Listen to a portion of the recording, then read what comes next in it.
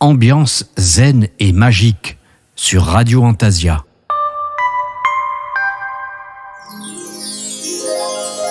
Eh bien, coucou mes très chers enchanteurs, nous sommes ensemble pour 2 heures de folie, et oui, autour de l'univers Disney. Et je ne suis pas toute seule pour cette émission, et non, j'ai avec moi de merveilleux enchanteurs qui sont passionnés par Disney, que vous allez retrouver chaque 3e samedi du mois, entre 16h et 18h sur Radio Antasia. Donc, coucou à la team! Bonjour à tout le monde. Oh, mais il y a du beau monde, il y a du monde. On entend la voix de qui? Alors, on va commencer par Erika. Donc, bonjour à tous. Donc, moi, c'est Erika. Je suis nouvelle sur la radio Antasia avec le beau monde Disney. Et du coup, pour moi, mon petit parcours Disney... ça a été une révélation il y a à peu près 10 ans, lors de notre premier séjour avec notre petite fille. Et du coup, après ça, on faisait beaucoup de petits voyages, oui, notamment pour séjour Noël, séjour Halloween, pour découvrir un peu tout ce qui est décoration du parc, qui m'en a mis plein les yeux. Et de ce fait, nous avions pris l'abonnement et on y va maintenant à peu près une fois par mois. Donc voilà. Énorme, une fois par mois, mais c'est merveilleux. Hein. Oui, on profite à fond et on s'en met plein les yeux en fait. Et ça fait du bien. Donc voilà. Ah, j'imagine. Et puis surtout avec ton enfant, quoi. En famille, ça doit être beau. Hein. Oui, on profite toujours en famille et puis maintenant on rencontre des amis sur place, donc ce qui fait qu'on est à peu près toujours une petite dizaine, je vais dire, où on se rencontre à gauche ou à droite, mais en tout cas on essaye de passer des bons moments et de se retrouver quand même, juste pour se dire bonjour ou pour boire un verre, donc voilà. Comme dit l'adage, fan de Disney un jour, fan de Disney toujours. Oui, c'est ça. Hein, on est d'accord. Et donc, on a aussi avec nous Fanny. Fanny, qui, comme Erika, est fan. Donc, tu peux un petit peu te présenter ? Ah oui, moi, quand j'ai découvert le parc, la première fois, je n'y ai pas mis les pieds. Je l'ai découvert à travers ma petite sœur qui avait fait un voyage avec l'école, quasi l'année de l'ouverture du parc, en fait. Et elle m'avait donné fort envie d'y aller et malheureusement ça ne s'est pas fait tout de suite. La première fois que j'y ai mis les pieds, mon grand garçon qui a 18 ans avait à peu près 1 an et demi, 2 ans. Et j'y ai été avec une amie qui avait à l'époque le pass. Et chaque fois qu'on allait lui rendre visite, quasi tous les jours, voire tous les 2 jours, on se rendait sur le parc pendant quelques heures. Et c'est là que la magie Disney a commencé à bien fleurir chez moi. C'est pas mon fils qui avait les étoiles dans les yeux, c'est moi. Ah, c'est beau, hein. Ah, ça mérite des poussières d'étoiles. Et puis, j'ai eu l'occasion aussi, par mon boulot à l'époque, de recevoir des entrées gratuites via mon boulot. Et donc, j'ai fait plusieurs fois, j'ai été là-bas, étant plus âgée aussi, avec des amis, avec ma famille, ma sœur, ma mère. Et c'est là aussi que mon deuxième garçon a fait ses premiers pas. Oh, mais c'est magnifique. Et oui. Donc, c'est de super bons souvenirs avec les parades, les attractions que les enfants aimaient bien, même tout petits. D'où est venue ma passion. Et puis, j'ai pris mon premier abonnement annuel l'année passée. Donc, j'ai profité d'être en temps. Et ça a été un vrai coup de cœur définitif. Et malheureusement, même si je n'ai pas voulu reprendre le pass cette année, j'espère pouvoir le faire dans les années qui suivent. Voilà. Magnifique présentation, tout pleine d'émotions, émouvante aussi, touchante, parce que comme Erika, en fin de compte, il y a aussi beaucoup de souvenirs familiaux qui en ressortent, des partages avec votre famille, votre entourage, et ça c'est beau quoi, c'est très beau. Oui. Et oui. Alors, on a une troisième personne avec nous, c'est un garçon, il s'appelle Mike. Hello Mike. Hello, hello. Hello, hello. Alors, comme Erika et Fanny, tu vas un petit peu te présenter et nous expliquer comment cette passion est née pour Disney. Oui, moi c'est Mike, Michael, je suis le compagnon d'Erika. On va dire que Disney pour moi c'est peut-être pas la même histoire que pour les autres, dans le sens où j'ai pas grandi étant enfant avec des Disney autour de moi. J'ai quelques classiques mais sans plus. Mais après j'ai des séjours qui ont été faits. Je ne sais pas quand j'ai commencé à Disneyland Paris, mais j'ai commencé très très tôt. Mais j'en ai pas de souvenir parce que ça remonte à très longtemps et j'y allais tous les 3-4 ans. Donc c'était vraiment très espacé. Mais je me souviens toujours du parc. Le parc a toujours fait partie de moi, je vais dire. Et puis, c'est vrai que notre petite fille est arrivée avec Erika. Elle va avoir 12 ans maintenant. Donc j'ai relancé un petit peu ces petits séjours au moment des périodes de Noël. Donc on partait à chaque fois en séjour avec des amis ou avec la famille, on partait en groupe et on se faisait un bon séjour à Disneyland Paris pour la Noël. Et puis j'ai fait la malencontreuse rencontre d'une amie qui avait un pass annuel, donc il y a de ça 5 ou 6 ans, et j'ai commencé à me questionner sur le pass annuel. J'avais peur d'être lassé et en fin de compte, on a plongé dans les passes, on a pris les passes et maintenant on peut plus s'en passer. C'est que du bonheur à chaque fois que vous y allez, quoi. C'est toujours ça. Ah oui, c'est très beau. très très. Et c'est vrai que moi j'adore cette ambiance féerique où on est complètement déconnecté du monde réel, on va dire, où on peut être soi-même. Et ça m'arrive même d'abandonner femme et enfants pour y aller seul. Oh, c'est magnifique. On retrouve son âme d'enfant. Je crois que c'est vraiment la phrase la plus intense, en fait.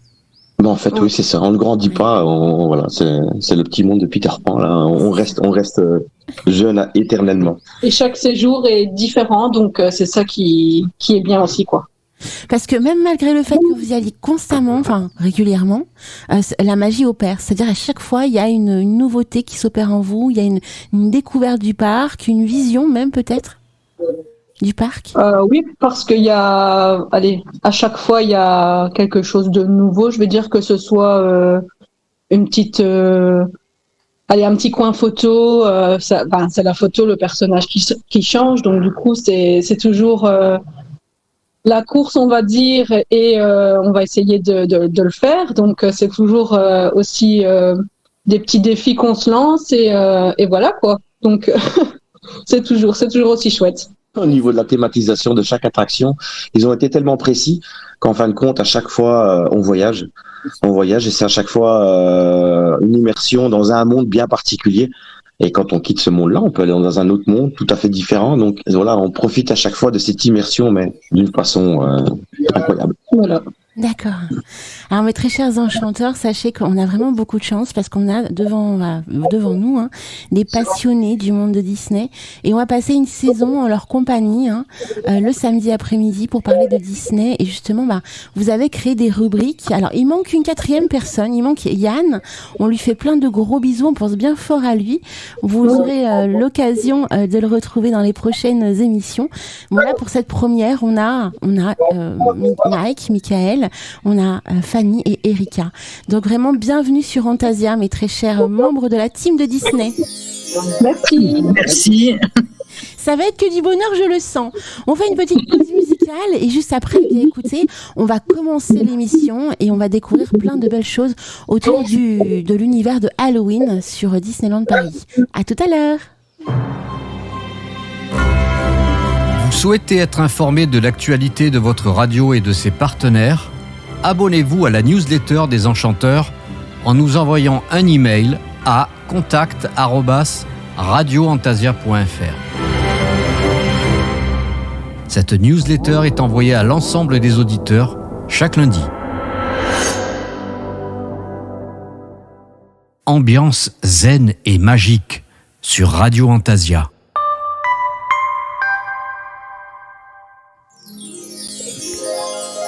Eh bien, mes très chers enchanteurs, on se retrouve après cette petite pause musicale et je suis toujours en compagnie de Erika, Fanny et Mike. Ça va toujours bien, les amis ? Ça va toujours. Yeah ! Impeccable. C'est merveilleux. Alors, vous allez nous proposer une émission chaque 3e samedi du mois. Et ça, c'est génial. On va pouvoir justement vous retrouver avec différentes rubriques. Est-ce que vous pouvez un petit peu nous expliquer ce que l'on va découvrir tout au long de cette saison dans votre compagnie ? Donc, on va retrouver principalement l'explication des attractions. Après, on pourra aussi parler des landes, on pourra aussi parler des boutiques, parce que dans les boutiques se cachent beaucoup de secrets et on pourra parler de Main Street. Il y a tellement de choses, je pense, que on va trouver. Parce que c'est tellement grand, c'est tellement vaste que voilà, on trouvera toujours. Toujours des sujets. Et donc, sans compter les nouveautés. Oui, surtout les nouveautés, parce que les gens attendent ça, en fait. Oui, c'est ça. Ouais. Et Fanny, tu as une rubrique en particulier que tu vas mettre en avant dans cette émission ? Bien, moi, je vais plutôt parler certainement du côté avantage et, entre guillemets, inconvénient d'être PMR quand on visite le parc. D'accord, oui. Donc voilà, mais sinon je participerai en même temps au côté attraction et pour les boutiques, surtout pour les achats. Par contre, en ce qui concerne les secrets, je ne les ai pas encore tous découverts personnellement non plus. D'accord. Donc voilà.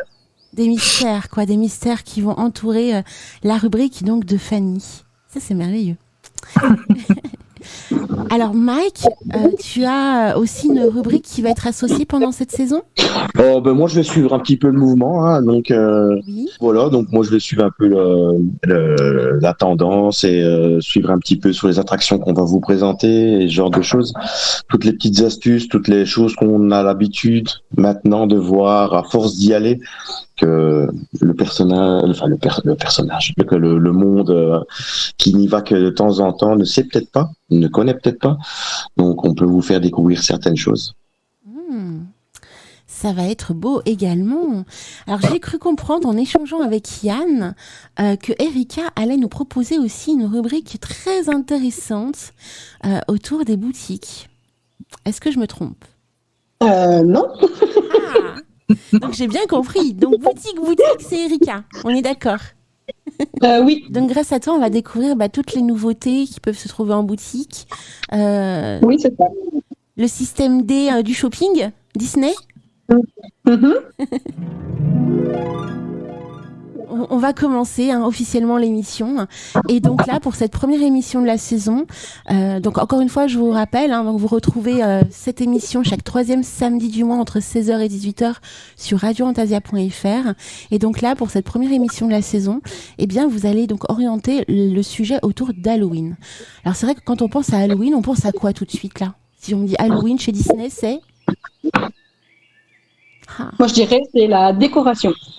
Waouh. Parce que c'est tellement magnifique. Enfin, pour moi, j'adore les couleurs, j'adore la décoration qu'ils mettent. Enfin, c'est. Moi, je trouve ça magnifique. L'ambiance qu'ils arrivent à créer dans le parc. Voilà. Ouais.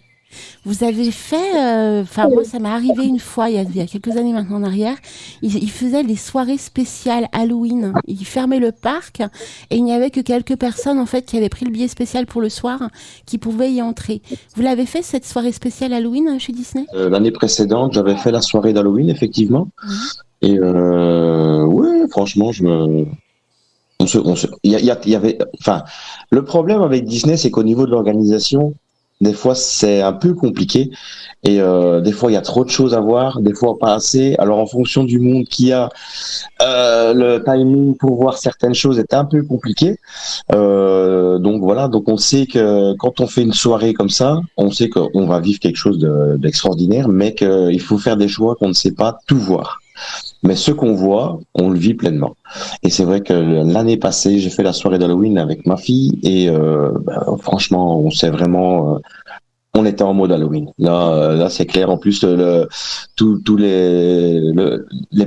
personnel, tous les guests, tous ceux qui sont là sont déguisés. Voilà. Même, c'est vraiment l'ambiance presque carnavalesque, j'ai envie de dire, parce que normalement, c'est vrai que Disney, on peut pas y aller et se déguiser. Donc là, c'est les soirées où tout est permis.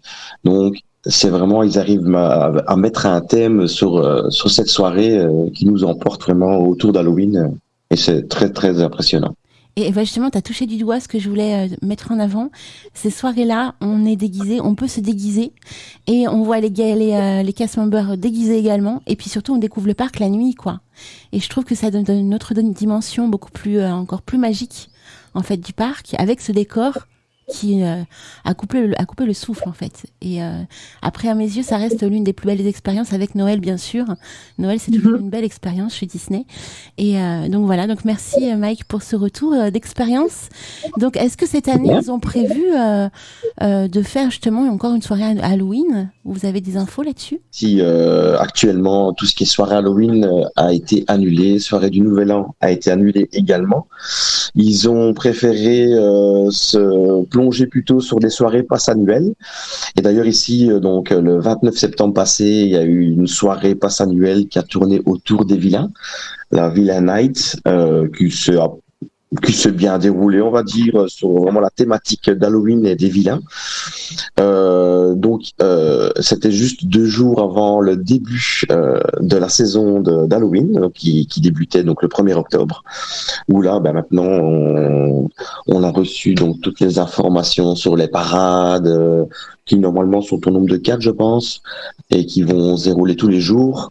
Les différents thèmes d'Halloween, le merchandising d'Halloween, tout ce qui est aussi par rapport au food, donc tout ce qui est nourriture. Ils font des cakes spéciaux, ils font un peu de tout vraiment va tourner autour d'Halloween pendant un mois. Hein. D'accord. Waouh, soirée vilain, ça promet. Hein. Ça promet du bouillon. On a eu des retours mitigés, mais dans l'ensemble, ça allait. Ah ouais, non mais les vilains, je vais vous dire, pour Halloween, il faut des vilains, quoi, sinon c'est pas Halloween. Ah oui. On est d'accord. Et Fanny, alors dis-moi Fanny, toi en fait, quand tu penses à Halloween chez Disney, la première chose qui te vient en tête, Coco. Quoi donc? Coco, ah bah oui, bien sûr. Le film Coco, et c'est vrai qu'il y avait pas mal de décorations sur le thème justement de Coco. Décoration que j'ai trouvé vraiment superbe. Maintenant, ce qui était sympa aussi à l'entrée du parc au niveau de Main Street, ce sont les fantômes qu'on trouve un peu partout. Des petites statues de fantômes qui ont quand même la taille humaine, plus ou moins, qui sont très sympathiques. Et je dois dire que faire des photos à côté de ces fantômes à l'entrée, c'est pas mal. Ça peut donner très sympathique et très chouette photos à faire. Alors là, tu m'apprends quelque chose, Fanny, je ne savais même pas qu'on pouvait faire des photos avec des fantômes, c'est énorme. On les fait soi-même, les statues sont là sur Main Street, un peu partout, et il suffit d'aller faire le clown à côté du fantôme qu'on choisit et prendre une photo. D'accord, non mais c'est magnifique, hein. Ah, y a tout ce qu'il faut pour vibrer à Halloween, hein. Vraiment. Donc là, eh bien, on va échanger sur le sujet de Phantom Manor. Il y a quand même des choses à dire avec Phantom Manor. Oui. Oui. Qui veut se lancer sur Phantom Manor? Honneur aux dames. Il est gentil, Mike. Donc moi, sur Phantom Manor, je peux dire que cette attraction se trouve dans Frontierland, qu'elle a été ouverte le 12 avril 1992, donc en même temps que le parc. Donc le parc fête son anniversaire le 12 avril.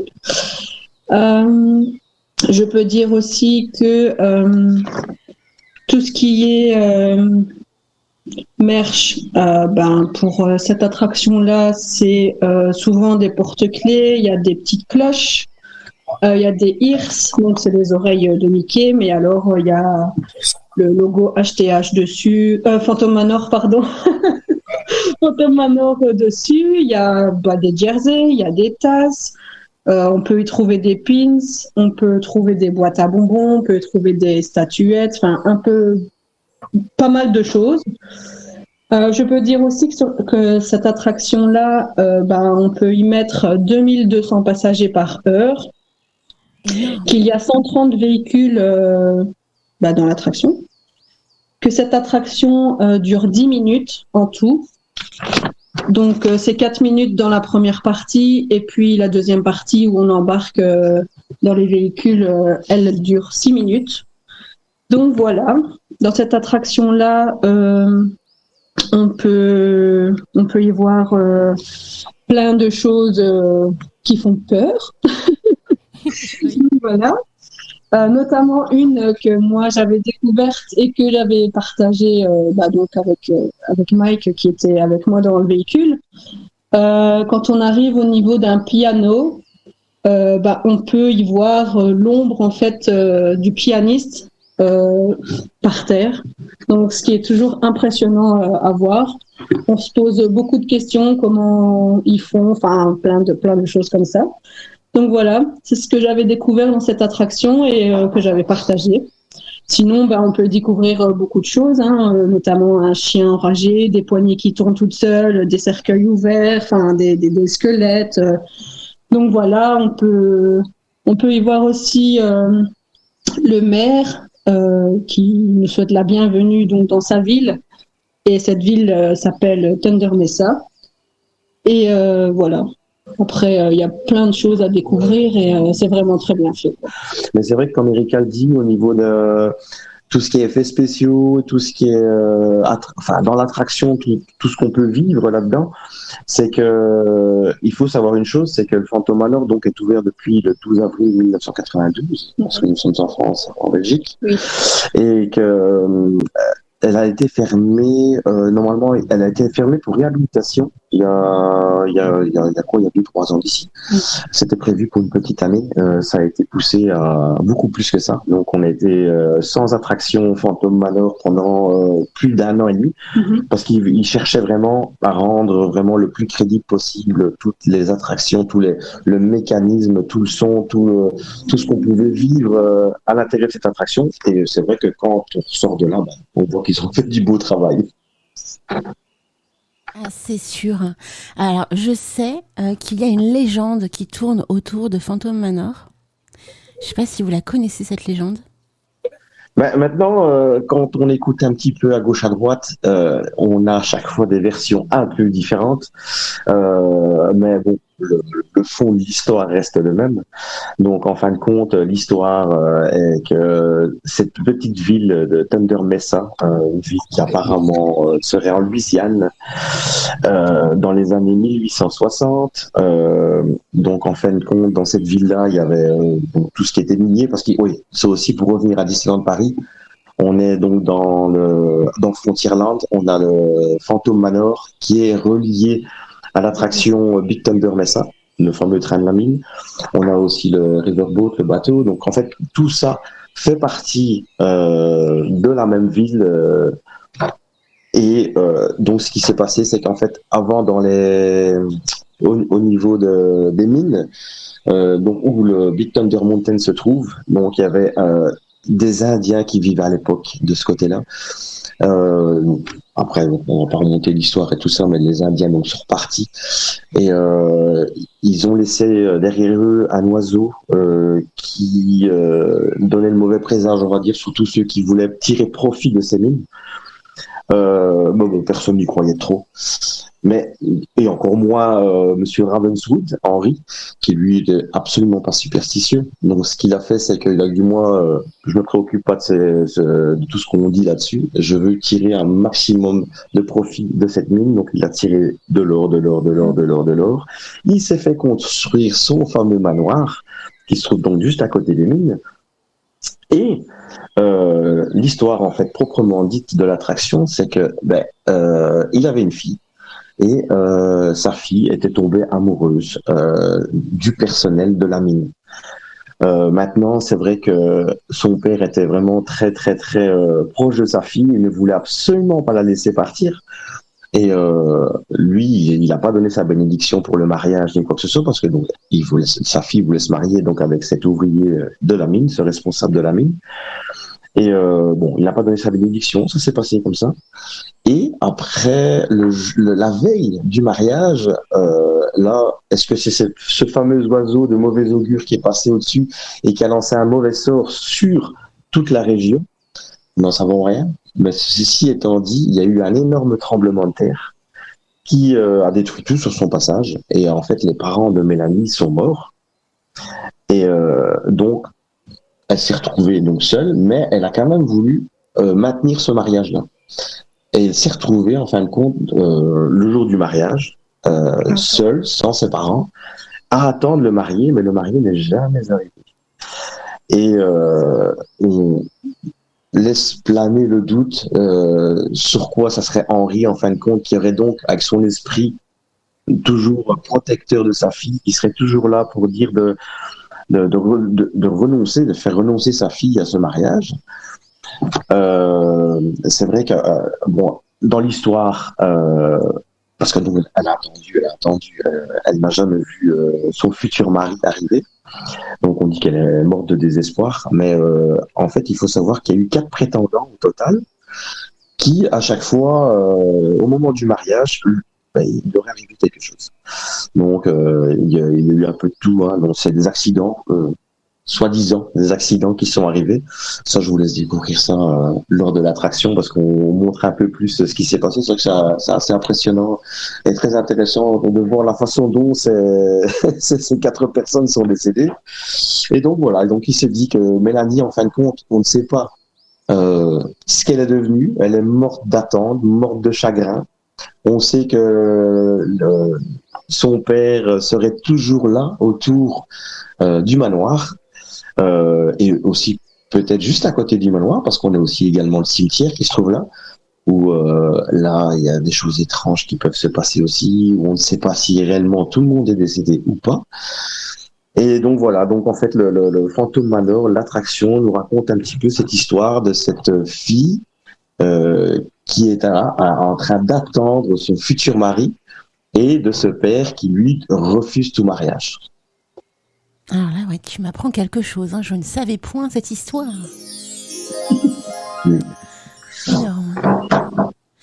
Et Fanny, donc tu as des petites choses à nous faire découvrir sur Phantom Manor de ton côté ? Eh bien, j'ai pu avoir comme renseignement qu'il y a eu un réel accident dans l'attraction. Voilà, c'est ça que je parlais autour de la légende, donc tu vas en parler. C'est un réel accident qui s'est passé. C'était en 2016. Il y a un technicien de maintenance qui est décédé suite à une électrocution dans l'attraction. Et on me dit, après ça reste, je sais pas, une légende, mais on me dit qu'il hanterait toujours Phantom Manor et qu'on pouvait même l'entendre parfois. Est-ce vrai ? C'est bien possible, mais par contre, ce que j'ai pu aussi découvrir, c'est qu'on a vu sur une caméra de surveillance du parc, mais je ne sais plus si c'est celui de Paris ou de Disney World, on voit une ombre sortir de Phantom Manor et aller se promener dans le parc. Alors, est-ce une réelle entité ? Est-ce le technicien ? Mystère et boule de gomme. Mystère et boule de gomme. Allez, on est à Halloween, on est aussi là pour se faire peur, les amis. Attendez, c'est Disney. Je pense avoir croisé. Ah, ça. Ouais. Ouf, j'en ai encore des frissons. Alors c'est marrant parce que Mike a évoqué tout à l'heure le cimetière donc de cette attraction et je sais pas si vous avez déjà eu l'occasion de vous balader dans le cimetière. À un moment donné, il y a une énorme pierre tombale qui est à moitié entrouverte et quand vous penchez vraiment sur la pierre tombale, on entend des battements de cœur. Est-ce que c'est toujours le cas ? Est-ce que vous avez déjà eu l'occasion d'entendre ce son ? C'est toujours le cas. On ne sait pas d'où proviennent ces bruits. Donc c'est ça que le doute plane toujours autour de ces cimetières. Et on dit que c'est soit la nuit qui serait peut-être enfermé, qui appellerait au secours, soit Henri qui serait pas mort. On entendrait son cœur qui battrait encore. Donc voilà, il y a plein de mystères qui tournent autour de ça, mais on entend effectivement toujours ce bruit de battement de cœur, on va dire. Donc ça, c'est vraiment un truc à faire si vraiment vous avez déjà découvert Phantom Manor, par exemple, et que vous n'avez jamais été curieux du cimetière. Il faut vraiment se balader dans le cimetière parce qu'on découvre quand même pas mal de choses assez étranges, loufoques, surprenantes, pour un parc comme celui-ci, notamment. Et moi, j'aime beaucoup le côté un petit peu atypique aussi des parcs, où ils vous recèlent un petit peu des mystères étranges autour de la conception. Pourquoi on a eu l'idée, en fin de compte, de proposer Phantom Manor ? Ça, c'est toute une question. Et c'est vrai qu'au niveau de la légende que Mike a racontée tout à l'heure, ça pourrait effectivement coïncider avec une histoire qui s'est passée aux États-Unis il y a plusieurs années maintenant, plusieurs siècles même. Oui, peut-être, oui. Ouais. Mais c'est quand même étrange pour un parc familial, de but familial, le rêve, la féerie, de pouvoir orienter quand même des univers un petit peu plus sombres. C'est quand même surprenant. Oui, c'est vrai que c'est surprenant, mais ça fait partie aussi de Disney. Et, la diversité des mondes. Oui, c'est ça, parce qu'il y a plusieurs mondes dans Disney, et à chaque fois, c'est des thèmes différents. Donc là... notamment pour Phantom Manor dans Frontierland, c'est plus de ce côté-là que plutôt côté plus sombre que les autres. Donc voilà, si jamais vous êtes attiré par le côté plus sombre de Disney, en fin de compte, cet univers-là pourrait totalement être en adéquation. Oui. On peut dire ça, oui. Ouais. Ça, c'est beau. C'est beau pour ceux qui aiment ça. En tout cas, surtout à Halloween, en tout cas. Ah oui, c'est sûr. C'est le moment d'y aller. Vous avez une anecdote, justement, vous avez peut-être eu une expérience autour de cette attraction. Je ne sais pas si ça vous est arrivé, par exemple, moi, ça m'est arrivé quand j'ai fait l'attraction, de me retrouver coincée dans l'attraction. Oui, il faut savoir que l'attraction se met en pause et du coup, il y a une petite voix qui vous annonce que les fantômes sont occupés et en fait c'est un petit temps de pause pour permettre aux personnes PMR de pouvoir monter dans les voitures pour pouvoir faire l'attraction. Donc ils arrêtent les voitures, en fait les trains pour que les personnes PMR aient le temps de monter sans risquer une chute ou autre. Ah, alors ça, tu vois, tu me l'apprends parce que je pensais que c'était un dysfonctionnement. Mais en fait, c'est normal. C'est pour mettre un temps de pause. Oui. Tout à fait. Il y a ce côté-là où on peut rester coincé dans cette attraction. Et il y a le côté où il y a aussi des problèmes techniques, je vais dire. Nous, personnellement, on n'a jamais été amenés à ce problème technique. Malheureusement. Oui, parce qu'on aimerait bien. En tant que fan de Disney, on aimerait bien voir les coulisses. On aimerait bien voir l'envers du décor, en fait, mais ça nous est jamais arrivé. Ah. On a déjà entendu des amis nous dire que ça leur est arrivé. Et du coup, là, toutes les lumières s'allument, en fait. Et on voit l'attraction différemment. Parce qu'avec la lumière... des spots et tout ça, ce n'est plus du tout la même chose. On voit plus du tout la même chose, que ce soit au niveau de la tapisserie ou au niveau des animations qui se passent à l'intérieur.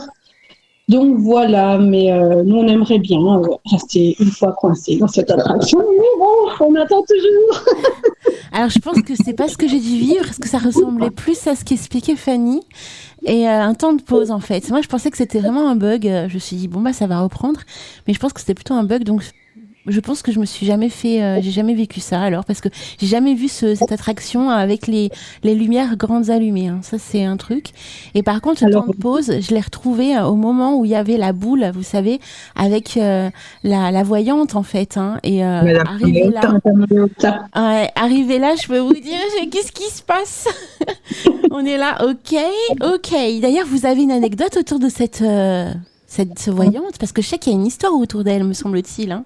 C'est que par rapport au tremblement de terre qui s'est passé, qui a détruit donc la ville et où Henri et sa femme sont mortes, la fameuse Madame Léota avait prédit ça. Donc ça, c'était un peu une dizaine de bonne aventure. Elle voyait l'avenir et ce genre de choses, et elle avait prédit que la catastrophe allait arriver. Ah, donc il y aurait peut-être une corrélation du fait qu'elle soit présente dans l'attraction. Voilà, donc c'est peut-être justement, elle avait prédit que, on n'a pas écouté. Donc voilà, mais de toute façon, je pense que toute l'histoire est bien construite et que tout est bien lié les unes aux autres. Toutes les choses ont une histoire. Oui, parce qu'il y a quand même autre chose qui est dit, c'est que Phantom Manor serait la seule attraction qui n'aurait pas d'histoire et dans laquelle ils ont créé une histoire. Il y a aussi une autre légende autour de ça. Donc c'est vrai qu'on peut en prendre et en laisser aussi. Oui, ça c'est sûr. À mon avis, il y a peut-être une base de vérité qui a été un peu transformée pour justement pouvoir l'adapter dans un parc d'attractions. Ce qui est, on va dire, l'élément propre de Disney qui transforme toujours les contes originaux à sa propre sauce, quoi. Donc ce serait logique.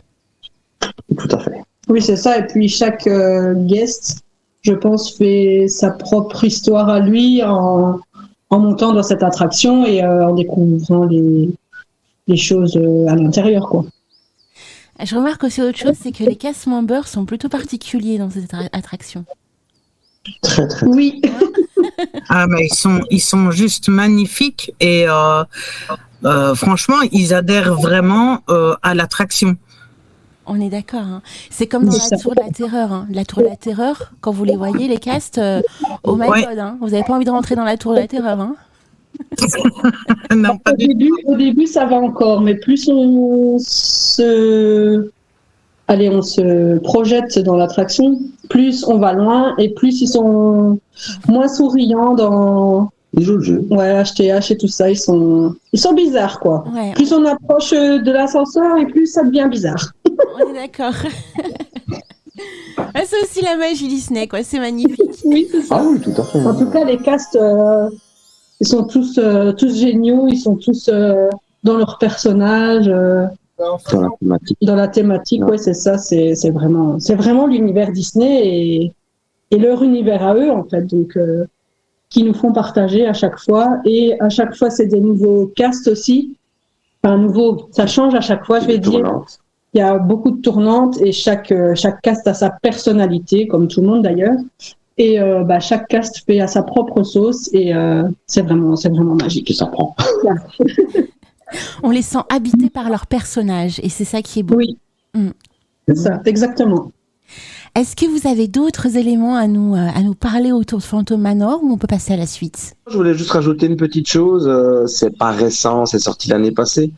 Mais pour rester dans le thème d'Halloween, sur le thème de Phantom Manor, il y a les Muppets qui avaient sorti, donc c'est Disney+, qui avait sorti un film avec les Muppets, Haunted Mansion. Et franchement, pour ceux qui sont fans de l'attraction, ça vaut largement le détour.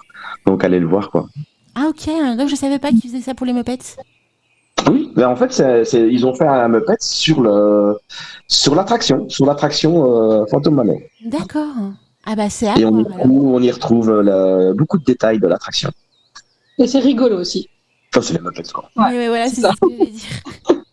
C'est les Muppets aussi, c'est quand même particulier. Hein. Oui. Je te remercie Mike pour cette information complémentaire. Fanny, par exemple, est-ce que tu aurais des petites choses à rajouter en plus concernant cette attraction qui est Phantom Manor ? La seule chose que je peux dire par rapport à Phantom Manor, c'est que je pense que les PMR qui sont vraiment en chaise roulante n'ont pas accès à tout le début de l'histoire. Donc quand on fait la file d'attente, comme le coupe-fil est très bien fait, ils arrivent directement à l'attraction et donc malheureusement les personnes en chaise roulante ne voient pas tout ce côté de l'histoire qu'on voit lors de la file d'attente. D'accord, alors ça c'est pareil, tu me l'apprends, je ne savais pas. En fait, ils arrivent directement au niveau du fauteuil en fait. Quasi, oui. Du tapis roulant, quoi. Ouais, c'est ça. Ils ont un accès vraiment séparé parce que pour les personnes qui sont PMR mais qui peuvent marcher, en fait, ils bénéficient de l'accès premium coupe-fil, comme les gens qui payent pour pouvoir couper les fils. Donc, ces gens-là ont accès à toute l'histoire, en fait, pendant la file d'attente, mais tout le début qui est coupé avant de rentrer dans le manoir, en fait. Mais ceux qui sont en chaise roulante, eux, passent par l'arrière du manoir et n'ont pas accès à toute l'histoire dans la file d'attente. En fait, ils ont l'accès qu'on parlait avant, c'était le Fast Pass. Parce que je sais qu'il y a une période où on avait une sorte de Fast Pass. Voilà. D'accord. Voilà. Donc, en fait, ils font pas l'ascenseur, en fait. En fait, ils font pas du tout la file d'attente, aussi bien dans Phantom Manor que dans l'hôtel. Ils arrivent directement à l'entrée de l'attraction même, des sièges ou de l'ascenseur. D'accord. Pour acheter match. Donc ça, c'est vraiment une information importante, effectivement, pour les personnes à mobilité réduite. Donc si vraiment vous êtes passionné par le monde de Disney et que vous avez envie de faire Phantom Manor, eh bien vous pouvez faire l'attraction, même à mobilité réduite. Donc ça, c'est tout en l'honneur de Disney, qui permet justement l'enchantement et l'émerveillement pour tout le monde. Donc merci Fanny pour cette information magnifique. De rien. Alors, on va faire une petite pause musicale, bien évidemment, puis on va se retrouver pour la suite de l'émission, mes très chers amis. À tout à l'heure.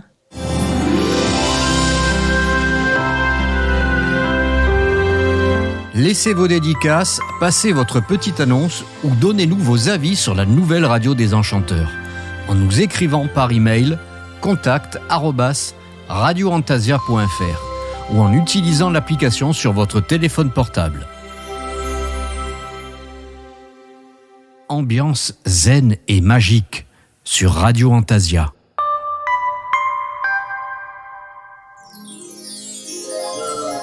Eh bien, on se retrouve pour la suite de l'émission, mes très chers enchanteurs, et je suis toujours avec la team Disney.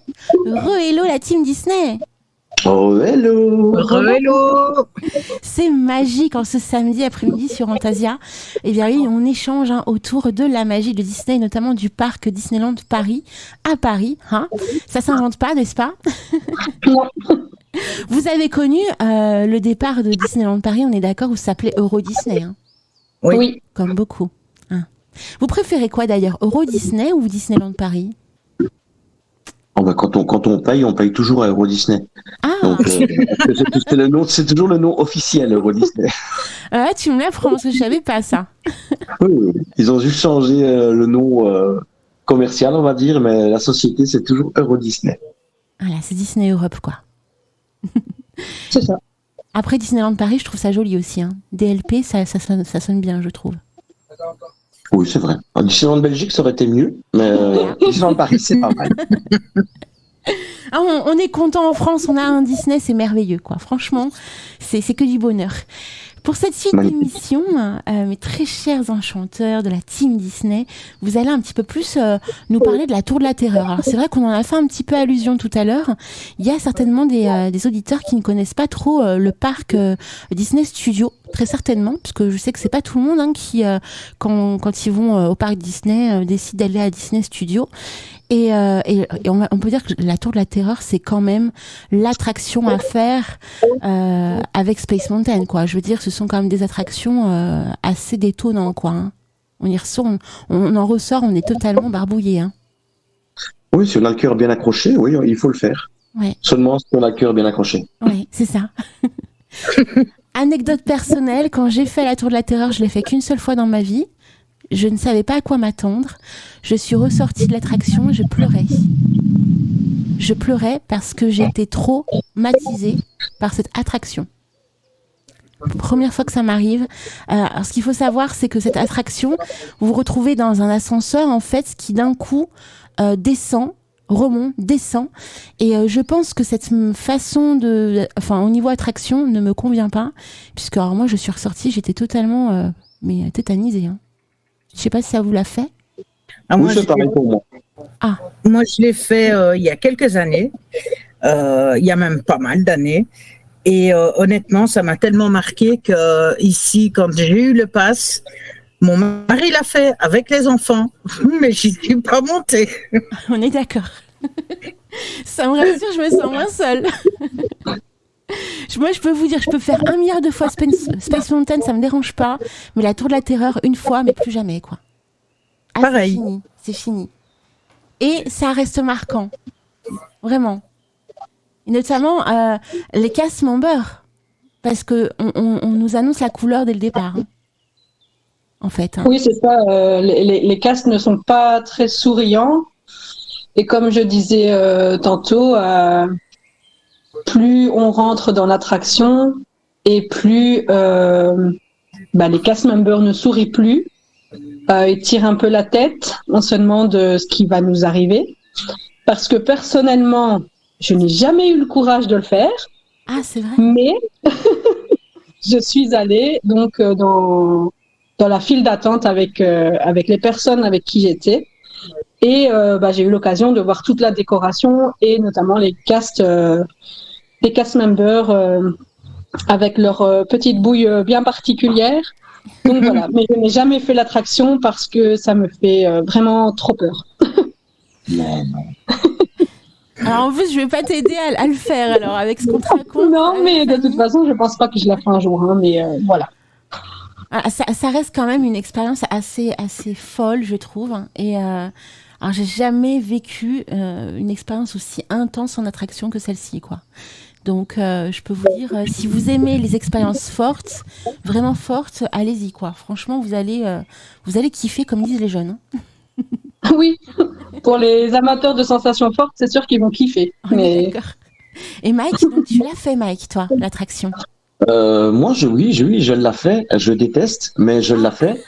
Je déteste vraiment et je la refais. Et donc, du coup, je la refais pas régulièrement, mais on va dire que je la fais 1 à 2 fois par an. Parce que j'ai des amis qui viennent et voilà, j'ai lancé par principe il y a qu'avec eux que je n'irai.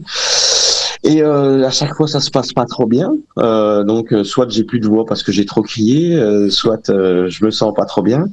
Mais j'aime aller jusqu'au bout des choses. Donc, ça m'est déjà arrivé de le faire 2 fois d'affilée. Ah ouais, t'es accroché. Et oui, et c'était très dur. Ils m'ont proposé 3 fois parce qu'il y avait personne ce jour-là. J'ai dit non, 3 fois, ça va pas être possible. 2 fois, je pense, c'est largement suffisant.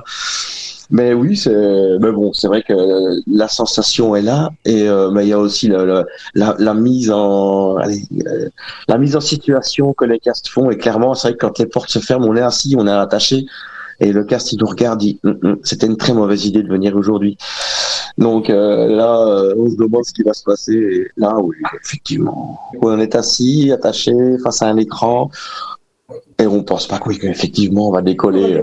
Mais bon, bien que quand on se promène dans le studio, on voit de temps en temps la porte du 13e étage, enfin la fenêtre du 13e étage qui s'ouvre avec des gens à l'intérieur en train de crier. On se dit, ils sont quand même bien haut. Hein. Ouais. Ah non, mais ça c'est clair. Et on n'imagine pas la beauté de ce paysage aussi. Hein. Parce qu'on est tellement dans l'euphorie du moment.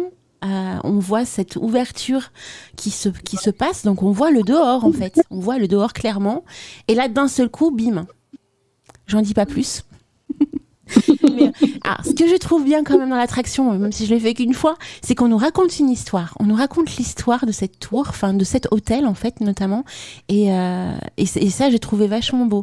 Ils attachent vraiment une importance aux détails de l'histoire, dont justement les castes jouent à fond le jeu, et en fin de compte, plus le temps passe dans l'attraction, plus on se dit oh mon Dieu, mais est-ce que j'ai bien fait de faire cette attraction quoi. C'est impressionnant en fait. Et résultat, vous répondez tous, on est d'accord, non, j'ai pas bien fait de faire cette attraction. Donc, Exactement. Mais c'est quand même, à mon sens, l'attraction la plus intense à faire, au moins pour Halloween, quoi. Si on aime se faire peur. Oui, c'est ça. Si on veut se faire peur, il faut aller dans cette attraction. C'est exactement ça. Donc allez-y les amis, hein. Franchement, n'hésitez pas, si vous aimez avoir peur, faites la Tour de la Terreur, sans rire, à Disney Studios. Mais il faut quand même se dire aussi, c'est qu'il y a pas mal d'enfants qui la font. Oui, c'est vrai. Alors nous, on est des gros trouillards, on n'ose même plus la faire.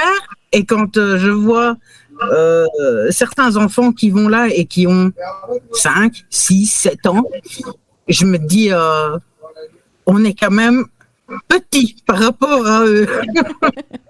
Ils sont inconscients, c'est ça en fait, je pense, ils sont inconscients du danger. Mais ouais, non, c'est vrai que ça aussi c'est assez surprenant de voir de jeunes enfants comme ça, et puis autant apprécier, parce qu'ils pourraient pleurer et tout, mais non, ils kiffent en fait. Hein, c'est. Ah mais à fond, parce qu'en plus ils sortent de l'attraction, ils refont le tour et ils rentrent en courant. Hein. Ouais, non, c'est fou, hein, c'est fou. Après, on voit des enfants aussi pleurer, hein, mais Oui. c'est parce que les parents, ils ont un peu... Traumatisé. Ils les ont pris avec parce que eux voulaient la faire, je crois. Mais je pense que après, moi j'ai une petite anecdote qu'une amie m'a racontée. En fait, sa fille, elle kiffait trop cette attraction. Et je pense qu'elle avait 8 ans, je pense. Et donc elle dit maman, je veux faire HTH. Mais non, allez, je veux pas la faire avec toi parce qu'elle avait très très peur aussi et tout ça. Du coup, elle avait la taille requise pour faire cette attraction. Elle a été faire l'attraction toute seule. Elle est redescendue, elle a refait le tour, elle a refait l'attraction, elle est redescendue, elle a refait le tour, elle a refait l'attraction pendant 8 fois. Waouh. D'affilée. Sa maman était inquiète, ne la voyant plus sortir. Wow. Donc du coup, elle a regardé les castes, elle leur a demandé un peu, écoutez, vous avez pas vu une petite fille, machin? Si, c'est une petite fille comme ça. Oui, c'est ça qu'elle dit, sa maman. Donc elle dit, oh, vous inquiétez pas, elle est encore dans l'attraction. Donc elle a fait 8 fois d'affilée l'attraction. Et les castes étaient tellement, je vais dire, émerveillés par cette petite qui fait l'attraction toute seule pendant 8 fois d'affilée, qui lui ont offert des petits cadeaux HTH, quoi. Donc c'est vraiment par rapport aux personnes, quoi. Donc voilà. Mais cette petite fille avait 8 ans et elle l'a fait 8 fois d'affilée. Donc voilà. Wow. Une petite anecdote qu'on m'a racontée. Donc voilà, que je fais partager. C'est une magnifique histoire, franchement. Chapeau à cette demoiselle, vraiment. 8 fois, faut oser, quoi. Hein, faut oser. Hein. Oui, c'est ça. Elle a aimé. Hein. On peut dire qu'elle a aimé parce qu'on ne fait pas 8 fois. Elle a aimé. Et quand elle est descendue, en plus, elle avait le sourire. Hein. Ah, ouais. Donc... Elle a rendu le sourire au cast. Ça aussi, c'est beau. Parce que je pense qu'ils ont été étonnés. Et oui, c'est ça. Ils ont vraiment kiffé, quoi. À chaque fois qu'elle revenait, elle leur faisait. Ils leur disaient, ok, ça va, vas-y. Donc voilà. Énorme. Donc comme quoi, hein, ça ne veut rien dire. On peut totalement aimer et suraimer l'attraction donc de la Tour de la Terreur. Donc suivant, votre personnalité, ce que vous aimez ou pas, voilà. Mais si vous êtes hypersensible, généralement quand on est hypersensible, c'est un peu compliqué. Oui. Oui, parce que c'est vrai que comme autre anecdote, on a notre fille, elle, ça s'est passé, mais de toute autre manière, d'une toute autre manière. Là, plusieurs fois, je lui ai dit, viens, on va essayer. Je l'ai jamais forcé. À 2 ou 3 reprises, elle s'est retrouvée devant les portes de l'ascenseur. Elle a dit non, je peux pas. Elle a pleuré. J'ai dit, c'est pas grave, reste sur le côté. Ou alors, on s'en va, ça sera une prochaine fois. Et un jour, elle s'est lancée. Mais ce qu'il y a, c'est que moi, déjà, je suis pas bien à l'attraction. Donc moi, j'ai besoin des 2 poignées et je dois me concentrer sur ce que je vis parce que oui, je le vis mal, je le fais quand même. Mais là, elle a hurlé, elle a pleuré. J'ai jamais entendu ça toute ma vie pendant toute l'attraction. Et je n'ai pas su me tenir, me concentrer. J'avais toute mon attention sur elle. Et là, ça a été dur pour moi. Elle aussi, mais pour moi aussi. Et du coup, elle a dit plus jamais je ne la ferai. Au moins, elle l'a fait une fois. Ouais. Ah oui. Alors, on va passer à la suite. Et là, on va parler d'une attraction qui est merveilleuse. Vraiment. Je sais pas pour vous, mais moi, c'est l'une de mes préférées. Et donc, c'est Pirates des Caraïbes. Pirates des Caraïbes. Elle est top. Ouais, elle est magnifique, cette attraction. C'est surkiffant, Pirates des Caraïbes. Il y a ce qu'il faut en aventure, en petite ambiance. Il y a vraiment tout pour vraiment passer un super moment. Alors, qu'est-ce que vous avez à nous raconter autour de Pirates des Caraïbes? Ben moi, j'ai envie de dire que la première information peut-être qu'on doit donner, parce qu'il y a beaucoup de gens qui se trompent peut-être là-dessus, c'est qu'en fait, on connaît tous le film avec Jack Sparrow, Pirates des Caraïbes, mais en fait, il a été inspiré de l'attraction et pas l'inverse. Tout à fait, je confirme. Oui, c'est vrai. En fait, il y a des gens qui pensent que c'est le contraire. Oui, c'est ça. Il y a des gens qui pensent que l'attraction a été créée suite au succès du film. Et en fait, non. Donc, l'histoire a vraiment été tirée de l'attraction. Bon, ils ont remodelé autour, mais la base, c'est l'attraction qui a fait le film, en fin de compte. Oui. Et ça, je trouve ça vraiment beau, parce que c'est comme ça qu'on voit la corrélation du film avec l'attraction, quoi. C'est un truc de fou. Oui, c'est ça. Et après, ils ont quand même changé parce que quand le film est sorti, donc en 2003. Ils ont fait une adaptation un petit peu de l'attraction. Donc en 2006, ils ont un peu changé l'attraction pour qu'il se rapproche quand même un peu plus du film. Mais la première idée, oui, c'est le film qui a été réalisé par rapport à l'attraction, quoi. Vous avez des anecdotes autour de votre expérience de l'attraction ? Bah, nous, on va dire que à chaque fois qu'on y va en fin de journée. Qu'on va à Disney, on l'a fait. Comme il n'y a personne en fin de journée, alors on peut se permettre de la faire une fois, 2 fois d'affilée. On apprécie vraiment beaucoup. La file, c'est sympa. La chanson des pirates, quand on rentre dans cette file, on est obligé de la chantonner. Ah oui. Ça, c'est une obligation. Et d'ailleurs, elle est au même niveau que la chanson Dit Small World, donc la maison des poupées. Donc à chaque fois, on arrive dans l'univers de la maison des poupées, tout le monde chantonne cette musique. Et quand on arrive dans l'attraction des pirates, tout le monde chantonne cette chanson-ci. Donc voilà. Et Fanny, alors ? Mais moi, je n'ai jamais fait la file d'attente normale, en tout cas ici dernièrement, étant donné que j'ai un accès PMR. Mais personne valide sans chaise. Donc, en fait, moi, j'accédais par la sortie. Et donc, ils ont une partie, donc les gens sortent d'un côté et la petite rangée sur le côté contre le mur, c'est pour les personnes PMR. Et donc, il y a des files d'attente aussi, côté PMR. Et on nous met sur des rangées en fonction du nombre de personnes que nous sommes. On attend en fait du côté sortie pour pouvoir accéder au bateau. Il faut savoir que les accès ne se font pas d'office immédiatement. Parfois, on attend 2, 3 barques qui passent et puis seulement on monte. Mais l'accès est quand même plus rapide pour les personnes PMR malgré tout. Et surtout, pas devoir monter, descendre des escaliers et autres. Les files sont moins longues quand même. Oui, parce que c'est vrai que la file d'attente, elle est ultra longue, quoi. Ça, c'est... Voilà. On rentre dans une elle est vraiment très très longue, c'est vrai. Et par contre, pour une petite astuce, si vous voulez faire l'attraction en PMR, mais profiter de tous les détails donc dans la file d'attente, vous pouvez faire l'attraction pendant une parade. Comme ça, il y a moins de monde. Ou dans la soirée aussi, il y a moins de monde. Donc comme ça, vous pouvez, il y a peut-être 10 minutes. Et comme ça, vous pouvez traverser tout ce qui est, la décoration. Ouais, la décoration et tout ça. Donc vous pouvez vraiment tout voir, quoi, sans trop attendre aussi. Et vous mettre du bonheur dans les yeux, quoi. Ah, c'est bien dit, Erika. Ouais. Du bonheur dans les yeux. Est-ce que Pirates des Caraïbes reste quand même à vos yeux l'une des attractions phares de Disneyland Paris, ou à vos yeux il y a vraiment une autre attraction qui mérite vraiment le top 3, quoi? Je pense que c'est une attraction qui est célèbre quand même dans le parc. Et je pense que tous les guests qui s'y rendent la font.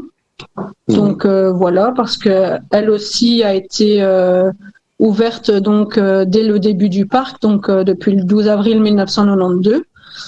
Donc je pense qu'il y a déjà beaucoup de monde qui ont fait cette attraction. Et voilà quoi. Donc celle-ci, elle se trouve aussi dans Adventureland et c'est pour tous les âges. Il n'y a pas de limite d'âge ni de limite de hauteur, je vais dire. Donc c'est vraiment pour tout le monde quoi. Bien qu'il y ait 2 petites cascades parce que on monte à un moment donné au début de l'attraction, on monte, mais la descente n'est pas aussi rude que la montée. Donc rassurez-vous, si vous avez un petit peu peur des vilaines descentes, elles ne sont pas si vilaines que ça. Et c'est le moment de se faire prendre en photo aussi à ce moment-là. Oui. Par contre, petite astuce aussi, c'est l'attraction à faire quand il fait 40 degrés. Ah oui. Au moins, on est à l'ombre et on profite un peu de l'humidité de l'eau qui coule. C'est vrai, c'est une très très bonne astuce. J'y ai pas pensé. Non, c'est vrai, Fanny. On peut dire qu'en plus, quand il fait chaud à Paris, il fait chaud, quoi. Hein, voilà. Il fait très chaud. Surtout à Disney, il fait encore plus chaud parce que le soleil, moi j'ai l'impression que ça reflète vraiment sur le sol et qu'il fait beaucoup plus chaud que ailleurs, quoi. Donc voilà, c'est peut-être qu'une impression, mais en tout cas, chaque fois qu'il fait bien chaud, à Disney, c'est encore pire, quoi. Donc, gardez bien l'astuce de Fanny, si vous avez chaud à Disneyland Paris, allez faire un tour à Pirates des Caraïbes, les amis. C'est ça. Bien que maintenant, ils ont mis des brumisateurs. Donc, quand il y a de fortes chaleurs, il y a des petits coins où il y a des brumisateurs et où on peut se mettre un peu en dessous et ça fait vraiment du bien. En général, c'est près des toilettes. Oui, c'est ça. Petite astuce aussi, parce que c'est quelque chose que je dois avoir sur moi maintenant à chaque fois qu'il y a du soleil, en fait. C'est acheter un petit parapluie anti-UV. Je peux vous assurer que quand vous êtes sous ce parapluie-là, ce type de parapluie-là, même la chaleur est bloquée. Donc, il fait moins chaud sous le petit parapluie. Bon, certes, d'autres personnes vont vous regarder, l'air de dire pourquoi il sort son parapluie. Vous vous en foutez. Vous savez que c'est un anti-UV qui fait les 2 fonctions, bien entendu. Ça sert pour la pluie aussi. Ils en vendent des bons marchés sur le net. Et ils sont hyper efficaces. Et franchement, pour se bloquer de la chaleur, même à Disney, c'est très pratique. Voilà, donc autre astuce de Fanny. Je pense que Fanny va être notre super animatrice astuce à DLP, non ? Disons que du fait que je ne peux plus me mettre au soleil, oui, ce sera les petites astuces. Les petites astuces de Fanny, ça y est, on a trouvé la rubrique, Fanny. Alors, autre élément que je trouve vraiment magnifique autour donc de cette attraction, c'est le restaurant. Est-ce que vous avez eu l'occasion de manger dans le restaurant ? Pour notre part, oui. On a déjà été donc au restaurant. C'était un peu une obligation, étant donné qu'on fait l'attraction à chaque fois. On voit les gens en train de manger, les gens à tabler. Nous aussi, on a envie d'y aller. Et puis ça sent bon. Oui, donc oui, effectivement, on l'a déjà fait, on a déjà été manger. Maintenant, moi, ce que nous, on a regretté de notre côté à nous, c'est vrai que, parce que j'ai d'autres amis qui l'avaient fait aussi, c'est que de temps en temps, il y a Jack Sparrow qui vient dans le restaurant à table. Tout à fait. Et c'est vrai que ça donne vraiment une dimension totalement supérieure, on va dire. Et ça nous, on ne l'a pas eu. Mais sinon, on a passé un agréable moment, oui. Moi, je l'ai eu, Jack Sparrow, et je peux vous dire alors que c'est loufoque, mais à souhait. Hein. C'est loufoque de chez loufoque. Oui. Ah, mais c'est comme le personnage. Hein. C'est indescriptible. Il se passe des moments, tu comprends pas ce qui t'arrive, pourquoi il fait ça. Enfin, il est totalement dans le truc. Hein. Le cast qui gère ça, en fait. Alors, je sais pas s'il change à chaque fois, mais en tout cas, nous, quand on y est allé, on est ressorti avec des papillons dans les yeux. Et comme beaucoup, en fait, on fait l'attraction et on voit les gens. Parce que dans l'attraction, ce qu'il faut savoir, c'est qu'il y a un moment dans l'attraction où on voit effectivement les gens manger, on voit le restaurant, en fait. Et on a envie. On se dit, waouh, mais il y a un resto, on a envie, nous aussi, d'être de l'autre côté de la barrière, va-t-on dire. Et on a eu l'immense bonheur de faire ce restaurant quand il y a eu justement la nouveauté dans cette attraction avec justement l'arrivée de Jack Sparrow. Parce que je crois pas qu'avant, on avait ce personnage aussi atypique et loufoque qui venait à la table des personnes qui mangeaient. Et donc, il arrive, il est totalement, mais waouh, enfin, c'est un autre monde. C'est comme le personnage du film, en fait. Hein. On se demande demande. Mais... Oui, c'est Oui, c'est ça. vraiment ça, c'est vraiment ça. Ouais. Et- Mais nous, malheureusement, on n'a pas eu. Et ça commence dès le début quand vous rentrez dans le restaurant. Moi, j'ai des vidéos, je reste scotchée, je me dis mais qu'est-ce qu'il fait Et moi au départ, je n'avais pas compris que c'était Jack Sparrow. Moi, je pensais que c'était un casse-member serveur et qu'il venait pour m'orienter vers ma table en fait. Et j'ai une scène loufoque avec ce cast où je comprends pas ce qui m'arrive et lui est dans son monde et enfin c'est un super souvenir vraiment.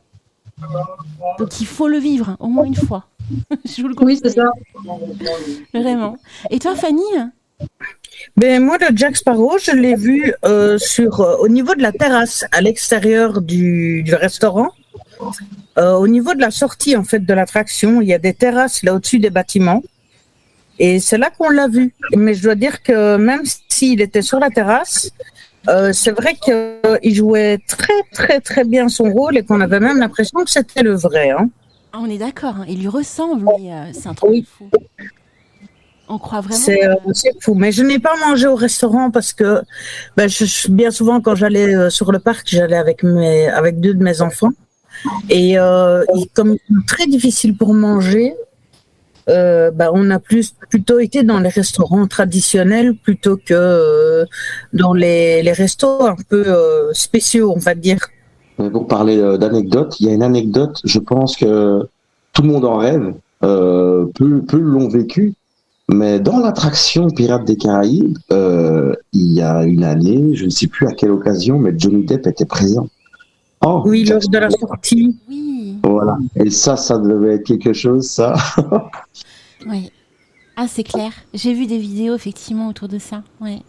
Mais c'est sûr qu'après, les castes qui jouent le rôle de Jack Sparrow le font vraiment à merveille. Nous, on a eu l'occasion de rencontrer plusieurs à différents endroits.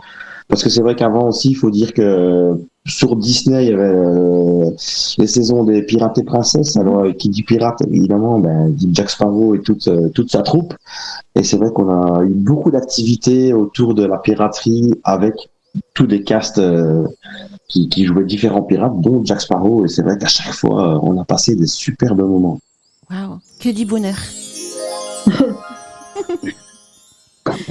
Alors, mes très chers amis, il est temps de faire une petite pause musicale. Hein, on pourrait conclure comme ça. Faites Pirates des Caraïbes. Voilà.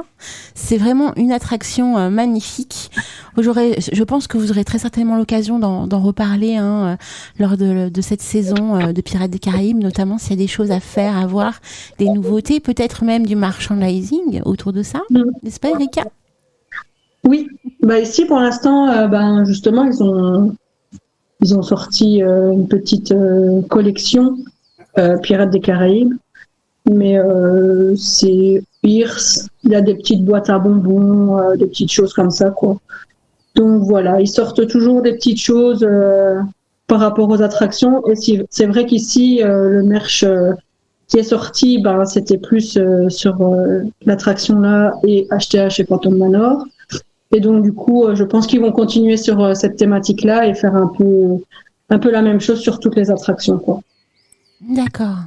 Mais justement, après la pause musicale, le ho, ho, ho, ho, je n'en dis pas plus, on va pouvoir découvrir quelques petites astuces d'Erika autour des boutiques. Ça vous tente?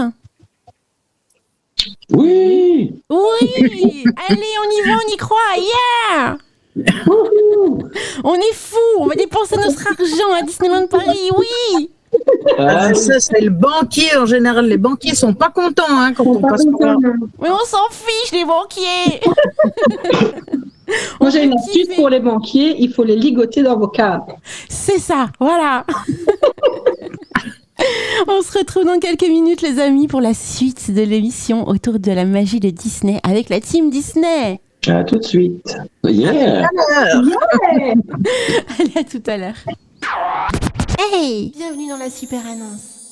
Tous les matins sur Radio Antasia, du lundi au samedi, entre 7h et 13h, retrouvez l'horoscope. Ambiance zen et magique sur Radio Antasia. Bonus et anecdotes.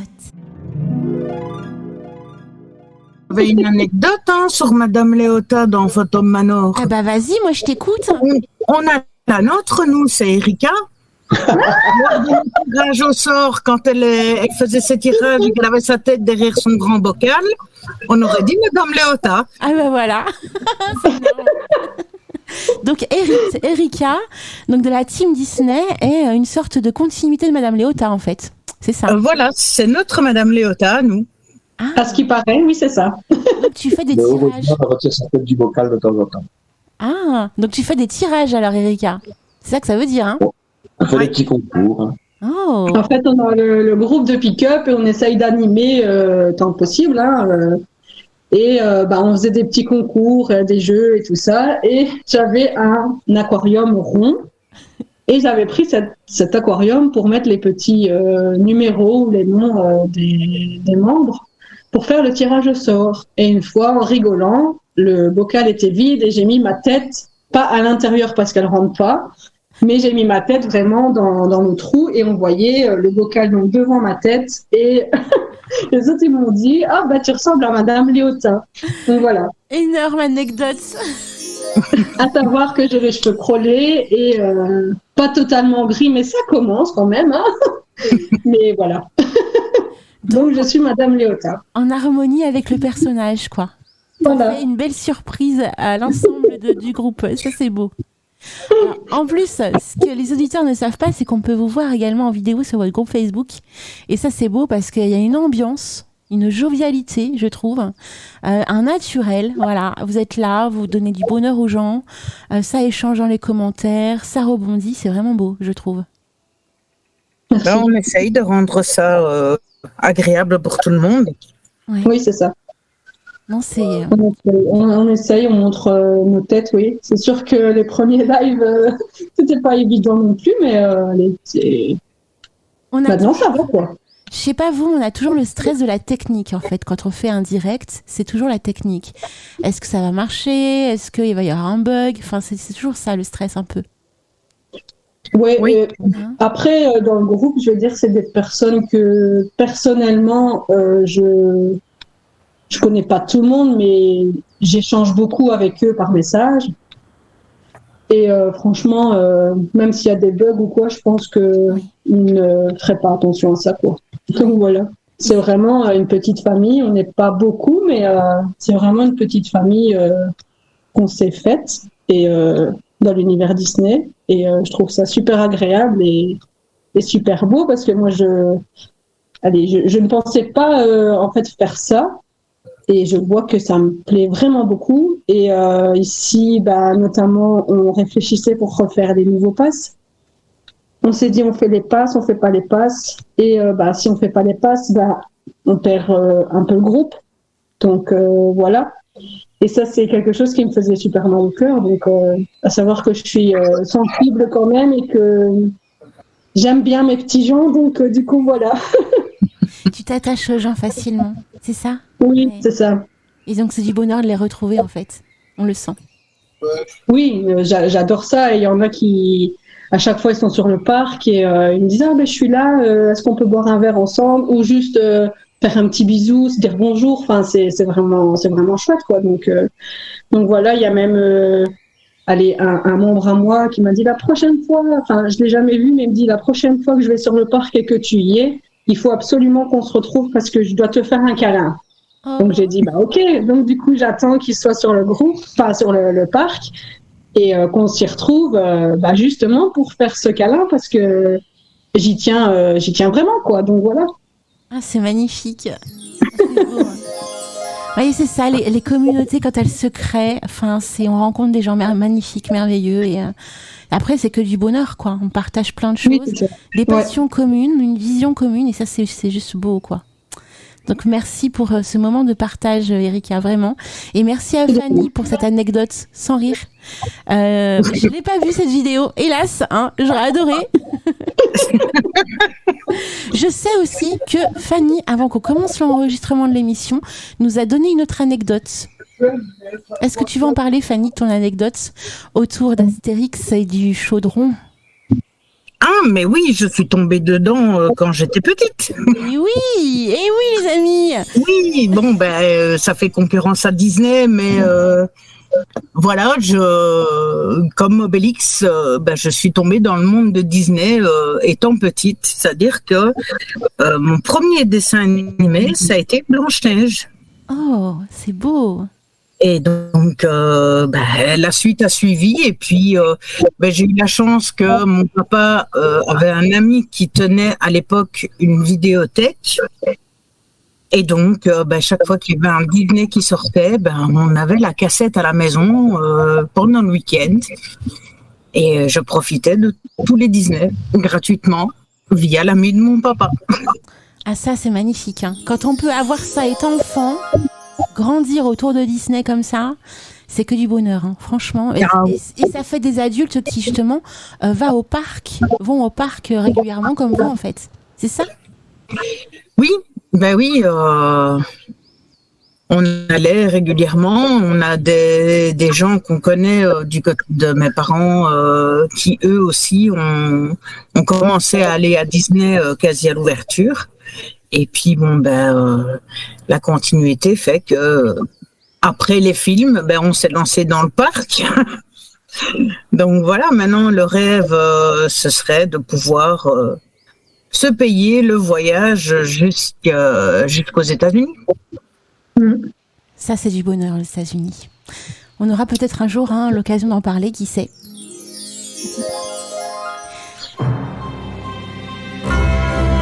Vous souhaitez être informé de l'actualité de votre radio et de ses partenaires ? Abonnez-vous à la newsletter des enchanteurs en nous envoyant un email à contact@radioantasia.fr. Cette newsletter est envoyée à l'ensemble des auditeurs chaque lundi. Ambiance zen et magique sur Radio Antasia.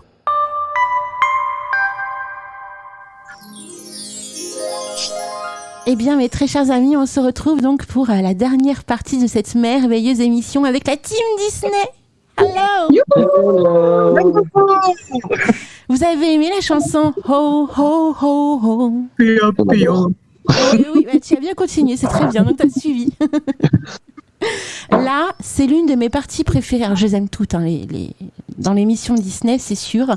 Mais quand même, quand on va chez Disney, on aime aussi repartir avec des souvenirs et notamment faire les boutiques. Et ça, c'est quand même un rituel obligé. Souvent, on aime faire les boutiques quand on a fait toutes les attractions, quand on a eu notre dose, quoique on n'a jamais vraiment notre dose, mais quand même, on prend quelques heures dans le week-end ou dans le séjour pour faire des boutiques. Et là, Erika, est-ce que tu as des petites anecdotes autour des boutiques ou même des petites choses à nous dire autour de ça? Je sais pas, des choses à acheter en ce moment qui pourraient, autour d'Halloween, nous émerveiller? Eh bien, autour d'Halloween, vu qu'on est en octobre, on va faire autour d'Halloween. Donc, chaque année, pour Halloween, ils sortent du merchandising. Mais on peut avoir des tasses, on peut avoir des bonbons, on peut avoir des costumes, on peut avoir des... Ah, comment ça s'appelle? Des trucs... des vestes, oui, des pulls, des sacs. Il y a vraiment une bonne variété de choses. Il y a même, je ne sais pas si ça existait avant, mais en tout cas, là, j'en ai vu dans les boutiques et c'est des sucettes. Il y a des pâtes aussi, des paquets de pâtes, donc avec les 3 couleurs de pâtes. Il y a des araignées notamment dedans, des petits fantômes, des choses comme ça, qui peut être fun à cuisiner pour les enfants. Donc voilà. Et oui, ils font vraiment un petit peu de tout, quoi. Sinon, il y a des ornements de Noël ici. Ils ont sorti un Phantom Manor, donc on trouve vraiment beaucoup de choses. Et tout ce qui est pins, tout ce qui est porte-clés, il y a vraiment pour tous les goûts, il y a vraiment pour tous les portefeuilles. Et comme j'ai dit, sinon vous ligotez votre banquier à la cave et vous pouvez tout acheter. Donc voilà. Mais c'est vraiment des belles couleurs, des belles choses, moi je trouve. C'est c'est divertissant. À chaque fois c'est mug et tout ça, mais le style change, la forme du mug change, les personnages changent. Donc il y a vraiment un peu de tout, vraiment. Tu as une anecdote autour justement d'un moment où tu as fait les boutiques, il se passait quelque chose de loufoque ou d'atypique que tu as envie de nous parler là cet après-midi? Mais en fait, elle passe sa vie dans les boutiques. Donc, il se passe tellement de choses que voilà, après ça devient quelque chose entre guillemets de banal. Mais c'est vrai qu'elle fait les magasins pour les autres. Donc tous ceux qui ne savent pas se permettre d'aller au parc ou ce genre de choses là, ça c'est mon astuce à moi. C'est voilà, contacter Erika pour pouvoir avoir la chance d'avoir du merchandising qui est sorti que malheureusement vous ne pouvez pas avoir et que elle sait avoir pour vous quoi. Elle va chercher, elle fait le déplacement et ce genre de choses. Je fais les envois. C'est la plus belle astuce. C'est ce qu'on appelle le pick-up, en fait. Oui, exactement. Ben oui, parce que en fin de compte, notre optique à nous, c'est que Disney, ça reste un monde de rêve, un monde de partage, un monde d'amour, tout ce qu'on veut, toutes les plus belles choses de la terre, et que nous, en y allant souvent, on veut essayer de faire partager ce bonheur à d'autres qui ne savent peut-être pas s'y rendre et ne peuvent pas l'avoir sous la main, on va dire. C'est vrai que des fois, ça peut être un simple mug qui va coûter une dizaine d'euros, je vais dire, mais quelqu'un qui je rêverais l'avoir, hop, ici c'est possible sans y aller. Et quand elle reçoit ce mug, on voit les étoiles dans les yeux de la personne, et voilà, c'est tout le monde sort gagnant de là, quoi. Ah, c'est magnifique, c'est vraiment magnifique. C'est vrai qu'avant, il y avait moins ce problème-là, parce qu'avant, il existait des boutiques Disney, notamment en France. Alors, je sais pas si c'est pareil pour la Belgique, le Disney Store. Et depuis qu'il n'y a plus de Disney Store à part à Paris, parce que me semble-t-il qu'il y a encore la boutique de Paris, de mémoire, je crois. Non, il est fermé aussi. Il a fermé aussi aux Champs-Élysées, il a fermé. Ah, d'accord. Fin juin. Fin juin, c'est ça. D'accord, donc maintenant, si on veut acheter Disney, c'est chez Disney. Dans le parc. Sur le shop Disney, sur le site internet. Ouais. C'est ça. Il y a le site encore, le site est encore existant, mais plus la boutique. D'accord. Moi, j'ai travaillé 3 ans à Disney Store à Lyon, en France. Donc, j'ai failli travailler à Disney Store des Champs-Élysées à Paris, mais j'ai choisi Disneyland Paris. Donc, j'ai travaillé à Disneyland Paris, en fait, aussi. Et je trouve ça triste, surtout en tant qu'ancienne cast member, qu'il n'y ait plus ces boutiques-là, parce que les gens adoraient, en fait. Ils venaient souvent, il y avait beaucoup d'enfants. Même nous, en tant que cast, on se déguisait pendant certaines périodes de l'année. J'ai vraiment ces souvenirs-là qui restent gravés en moi, et je trouve dommage que ces boutiques-là est fermé parce que c'est un manque total pour les gens qui n'ont pas la possibilité de se rendre régulièrement au parc. Après, c'est leur vision, ils ont souhaité l'arrêter, mais grâce à des gens comme vous, en fait, vous pouvez permettre à des personnes qui n'ont pas la possibilité d'aller au parc régulièrement d'acheter quand même du merchandising Disney, quoi. Donc ça, c'est beau. Vraiment, bravo à vous. Merci, c'est gentil. Non, parce que je dois quand même dire que c'est en grande partie grâce à Erika et Mike que ma collection de Stitch s'est vachement agrandie. Et ben voilà, poussière d'étoiles pour Erika et Mike. Merci. Oui, parce qu'on se rend pas compte, mais c'est quand même un boulot de fou. Les gens vous commandent des choses, mais derrière, vous devez vous déplacer jusqu'au parc. Suivant ce qu'ils vous commandent, ça peut être plus ou moins lourd. Vous prenez du temps, de votre temps. Enfin, je veux dire, c'est quand même pas anodin, quoi. Ça se fait pas en un coup de baguette magique. Donc ça, c'est bien de le rappeler également que. Puis c'est pas une personne qui vous fait une commande, quoi. Généralement, il y en a plusieurs. Oui, c'est ça. Oui, il y a plusieurs commandes qui sont faites à chaque séjour, ouais. Justement, est-ce que vous avez peut-être des anecdotes autour de personnes qui font ça et qu'on le retrouve à la caisse? Qui, en fait, on est là, nous, on achète un truc et on se retrouve avec des gens qui achètent 20 fois la même chose. Nous, on va dire que nous, on côtoie, du coup, qu'on fait ça, on côtoie énormément d'autres groupes aussi. Parce que voilà, donc, Disney, ça reste de l'entraide aussi. Penser aux autres. Et c'est vrai qu'on a eu l'occasion de rencontrer d'autres groupes qui sont beaucoup plus volumineux. C'est vrai que là, quand tu passes à la caisse, le chiffre est pas mal. Non, mais voilà, le but c'est toujours le même, c'est toujours de pouvoir faire plaisir aux autres, quoi. Oui. Et surtout quand il y a des sorties. Des sorties sac Launchfly, parce que Disney s'est lancé dans le Launchfly aussi. Et donc, souvent, notamment aussi pour le sac Launchfly des 30 ans.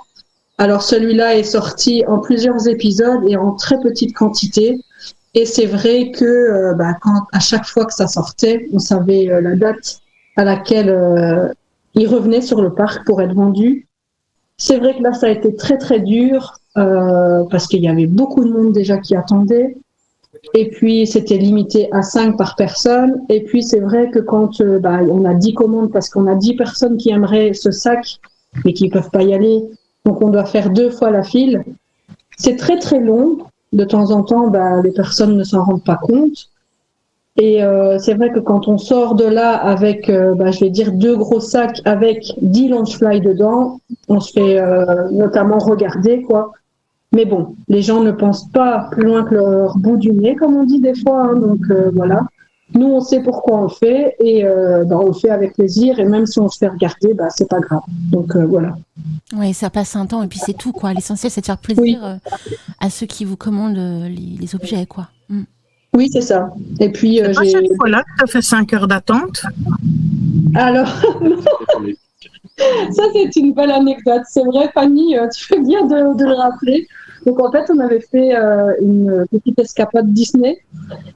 Et ce jour-là, on devait repartir. Donc, le matin, on est reparti. On était sur la route du retour. Et là, un ami qui est sur le parc nous dit « Les bics 4 couleurs sortent aujourd'hui. » Donc, c'était des petits paquets de 3 bics 4 couleurs. Et il y avait donc un brillant avec Mickey dessus. Enfin, il y avait 3 bics 4 couleurs différents.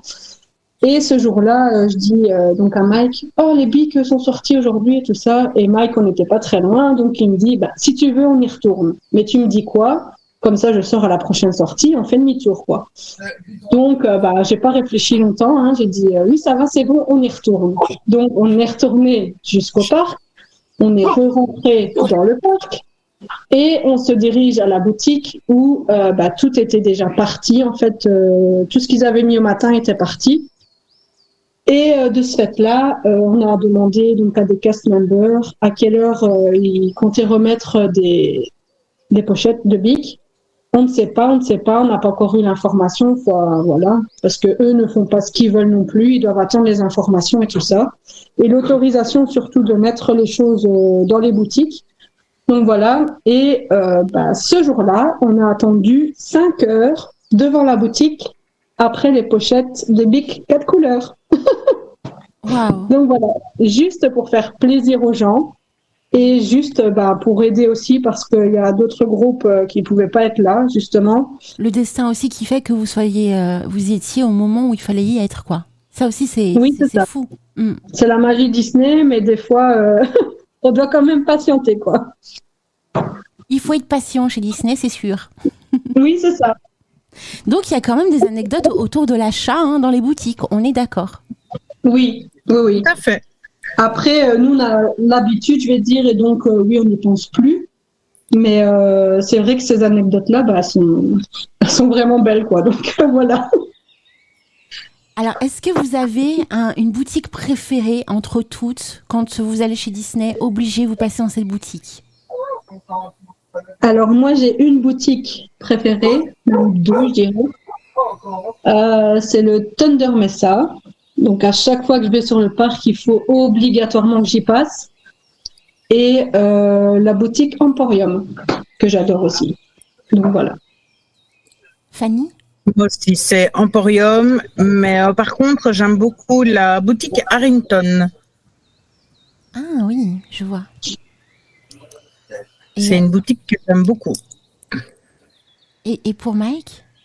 Moi, je partirais. Moi, j'aime bien passer dans la boutique de l'attraction Pirates des Caraïbes.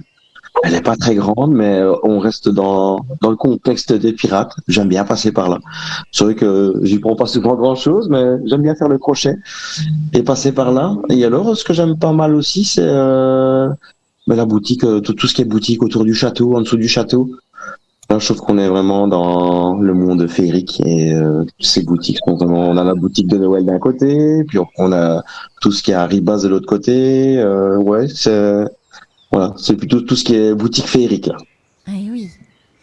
Alors pour ma part, alors tu l'as cité Mike, en fait ma boutique préférée chez Disney, il y en a deux. Alors je les aime toutes, hein, mais il y en a surtout deux, c'est celle de la boutique du château. En fait, je trouve qu'elle a un côté, je sais pas comment expliquer, je trouve qu'elle a vraiment une âme en fait. Alors peut-être Oui, en plus, il y a l'atelier là où ils font les baguettes sur place et tout. C'est trop beau, je trouve que ce lieu est magnifique. Et forcément la boutique de Noël. Ah, la boutique de Noël. Ah, c'est la boutique de Noël. Voilà, on surkiffe tous hein, la boutique de Noël chez Disney. Hein. À tout moment de l'année en plus, c'est ça que je trouve magnifique. Hein, c'est que t'es pas obligé d'acheter des décorations de Noël au moment de Noël. Tu peux y aller même au printemps, quoi. Ça, c'est super beau. Ouais, c'est sûr. Par contre, j'ai toujours un petit bémol hein, par rapport à cette boutique. C'est qu'à chaque fois, je leur demande Noël, c'est dans combien de jours et ils ne savent jamais me répondre. Sans rire. Je leur ai dit, il faut installer un compteur et dire voilà, Noël, c'est dans autant de jours, c'est toute l'année cette boutique. Donc voilà, je m'amuse à chaque fois à leur demander Noël, c'est dans combien de jours? Ah, je ne sais pas, monsieur. Ben voilà. Non, mais par contre, c'est une super idée que tu as, hein, parce que effectivement, s'il y avait une sorte de compte à rebours avant le jour de Noël dans la boutique, ce serait encore mieux, quoi. Ouais, je trouve. C'est sûr. Ouais. Ah, mais total. Hein. Peut-être qu'un jour, on aura ça dans la boutique et on saura que Mike en a parlé. Qui sait? Peut-être. Hein? À force de taper sur le clou, il finit par s'enfoncer. Hein. C'est vrai? Il est déjà loin, le clou, là. Hein. Ah ben, apparemment, le bois est très dur. Ouais, c'est ça. Il faut envoyer des lettres. Et puis c'est le mari. On va faire appel à Gepetto. Voilà. Des lettres à Mickey, à toute la team hein, de la boutique de Noël. Faites-nous un compte à rebours. Ce serait chouette. Alors il y a aussi, alors c'est une attraction sans être une attraction, c'est si quand même pour moi ça reste quand même une attraction, c'est le fameux bateau de pirates. Franchement, je sais pas ce que vous en pensez, mais je trouve que il est quand même majestueux. Est-ce que vous avez des histoires autour de ce bateau, des anecdotes, envie de nous raconter un petit peu votre ressenti autour de ce bateau? Alors hélas aujourd'hui on ne peut plus le visiter. Ça fait un petit moment d'ailleurs, c'est ce que tu expliquais, je crois Fanny, avant l'émission. Oui. Ça fait plus d'un an qu'il est fermé, même. C'est vraiment dommage. Ouais, beaucoup plus. Oui, ça fait plus. Ah ouais, plus, en plus. Donc c'est vraiment dommage parce que je trouvais qu'il y avait ce côté, voilà, totalement... on rentre dans un monde, quoi. On rentre vraiment dans le monde des pirates et je trouve que le bateau, il est vraiment bien décoré jusqu'au bout de la pointe, quoi. Ah, il est vraiment magnifique, ce bateau, à regarder. Et il est vraiment très bien fait. Il y a beaucoup de détails. Ouais, non, c'est... C'est vrai que ce bateau, il est vraiment pas mal du tout en période d'Halloween. Donc aussi bien quand c'était les soirées d'Halloween ou ici maintenant au soir au niveau de l'éclairage. Parce que c'est vrai que les lumières qu'ils mettent dessus, et alors pendant les soirées, le mapping qu'ils font dessus, font ressortir vraiment le rocher tête de mort qu'il y a juste à côté. Et c'est vrai qu'on rentre vraiment dans une ambiance de pirate, hein, Ouais, comme il ça. faut. On est d'accord et même j'ai même l'impression aussi, bah, c'est magnifique, mais quelque part Jack Sparrow a pris un petit peu la vedette par rapport au Capitaine Crochet. Je sais pas ce que vous en pensez. Au sein du parc, oui. Ouais, on est d'accord. Hein. Mais en même Ouais. temps, moi je verrais bien Jack Sparrow sur le bateau, quoi. Ah, Oui, ce tout à serait fait. tellement bien.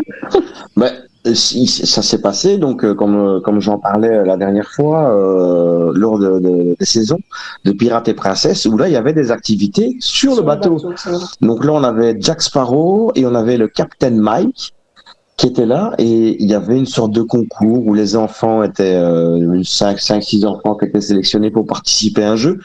Et là donc il y avait sur le bateau Jack Sparrow et le Capitaine Mike qui faisaient des activités. Et là, franchement, c'était vraiment super. Et chaque enfant recevait un petit parchemin C'est vrai. de félicitations, comme quoi ils avaient participé à l'événement. Mais quand tu dis Capitaine Mike, tu parles. C'est toi le Capitaine Mike?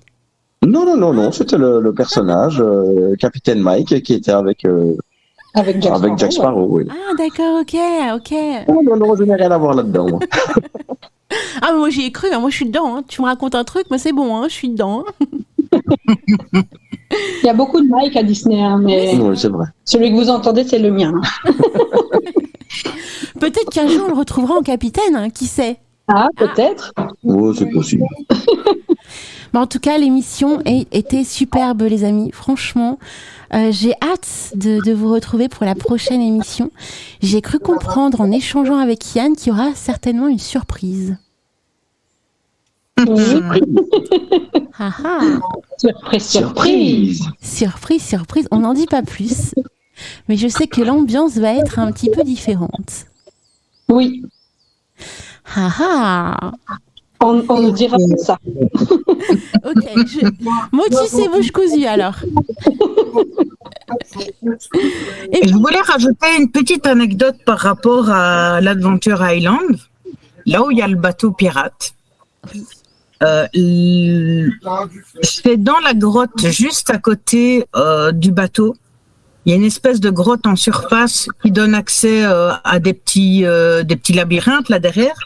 Et bien c'est sous cette première grotte que mon fils a fait ses premiers pas. Oh, mais c'est beau. Juste à côté du bateau. Eh ben dis donc, déjà un aventurier dans l'âme. Il a Voilà. Non mais ça c'est superbe, hein. Avoir envie de faire ses premiers pas, tu vois, que ce soit conscient ou pas, dans un milieu comme ça d'aventure, ça promet du bouillon pour le futur. Oui. Et en plus, c'est dans la grotte aussi qu'on peut descendre et voir un trésor. Trésor des pirates. Un trésor des pirates, ouais. Il est caché en fait dans la grotte où on peut descendre et il faut juste chercher, quoi. Ah. Donc voilà. Et puis. Je t'avoue, je suis descendue, mais j'ai eu la croûte de ma vie. J'ai cherché la sortie le plus vite possible. C'est vrai qu'il fait très très noir.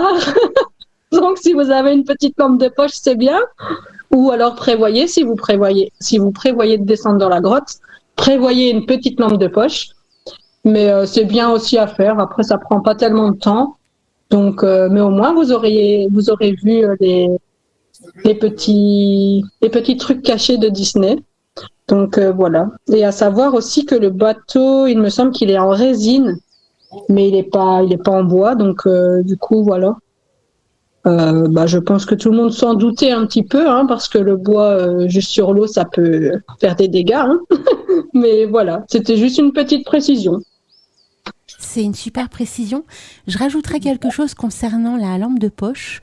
On possède tous un appareil sur nous, tout le temps, Oui. qui est le téléphone portable. Et sur le téléphone portable, on a aussi accès à une application lampe de poche. Vous le saviez ? Oui. Oui. Donc, ce qui permet en fin de compte d'avoir toujours une lampe de poche à portée de main. Vous n'avez pas d'excuses en fait. Voilà, vous devez aller dans la grotte. C'est totalement ça. Vous avez le téléphone Par portable. contre, je vous dis, et pour toutes les personnes qui possèdent des lunettes telles que les miennes, c'est-à-dire qui foncent avec le soleil, rentrer dans la grotte quand il y a eu du soleil sur les verres, vous ne voyez strictement rien. Même avec la lampe de poche. Donc, enlevez les lunettes le temps qu'elles défoncent pour pouvoir espérer voir quelque chose dans la grotte. Non, parce qu'il y a des petits escaliers aussi. Ils sont pas très hauts, mais quand même, ça peut faire mal, quoi. Ouais, je me suis pris des décors, j'ai failli me prendre une gamelle dans les marches d'escalier. Ouais, Enfin, c'est bon. ça. Ouais, Voilà. Faut quand même faire attention. Donc c'est pour ça que je parlais de la lampe de poche. Donc voilà. L'anecdote qui tue. Voilà, faites attention. Oui, On voit qu'il y a du vécu. Mais écoutez, vraiment merci pour cette superbe émission. On se retrouve très très prochainement. Donc le 3e samedi du mois de novembre. Et si je ne dis pas de bêtises, ce sera donc le samedi 18 novembre. On retrouvera la team. Et il y aura même très certainement Yann à vos côtés pour cette superbe émission. Ouais, on a hâte d'entendre Yann autour des anecdotes de Disney également. Et donc ça va être une merveilleuse émission. Vous allez retrouver les amis chaque 3e samedi du mois entre 16h et 18h sur Radio Antasia. Donc comment ça s'est passé là ? Vous étiez content de cette première émission ? Oui. Pour une première, c'est pas mal. Ouais. Moi je peux vous dire, c'est leur première fois, ils n'ont jamais fait d'émission radio et ils ont été merveilleux aux petits oignons. Franchement. C'est gentil. Je resterai encore des heures avec vous pour parler Disney, sans rire. On a fait de notre mieux. Eh ben, ça a été magique. Je vous embrasse toutes et tous très très fort et je vous souhaite un très très bon week-end, vraiment, et à très bientôt. À très bientôt. Bisous à tout le monde. Des bisous pailletés. Ambiance zen et magique sur Radio Antasia.